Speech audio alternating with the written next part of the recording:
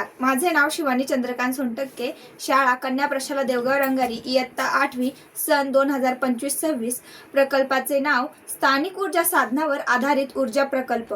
प्रस्तावना. ऊर्जा ही मानवी जीवनाची मूलभूत गरज आहे. आजच्या आधुनिक युगात सर्वच क्षेत्रात ऊर्जेची आवश्यकता आहे, परंतु वाढत्या लोकसंख्येमुळे आणि उद्योगधंद्याच्या वाढीमुळे ऊर्जेची मागणी झपाट्याने वाढली आहे. त्यामुळे स्थानिक साधनांचा वापर करून ऊर्जा निर्माण करणे हे काळाचे महत्त्वाचे भान आहे. उद्दिष्टे. स्थानिक साधनांमधून ऊर्जेचे महत्त्व समजून घेणे, पर्यावरणपूरक ऊर्जेचे प्रकार जाणून घेणे, स्थानिक पातळीवर वापरल्या जाणाऱ्या ऊर्जेचे साधन ओळखणे, टिकाऊ विकासासाठी ऊर्जेचा योग्य वापर सुचवणे. स्थानिक साधनावर आधारित ऊर्जा स्रोत. सौर ऊर्जा.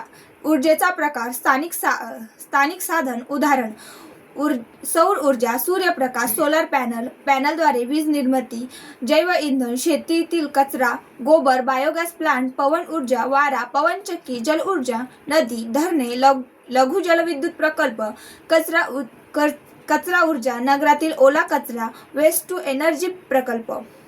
कार्यप्रणाली. स्थानिक साधनांचे सर्वेक्षण करून कोणत्या प्रकारच्या ऊर्जा स्रोत उपलब्ध आहेत हे ओळखले जाते. त्या साधनांवर आधारित छोट्या प्रमाणावर ऊर्जा निर्मिती योजना तयार केली जाते. उदाहरणार्थ, गावात गोबर गॅस प्लांट, सौर पॅनल बसवणे, पवनचक्की बसवणे इत्यादी.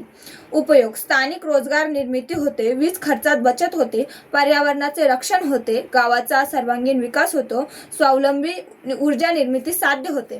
निष्कर्ष. स्थानिक साधनांचा उपयोग करून ऊर्जा निर्माण करणे हे ग्रामीण विकासाचे एक महत्त्वाचे पाऊल, पण ऊर्जेवरील अवलंबित्व कमी होते. प्रत्येक गावाने आपल्या साधनांचा अभ्यास करून ऊर्जा निर्मितीची योजना राबवली पाहिजे. हीच काळाची गरज आहे. धन्यवाद.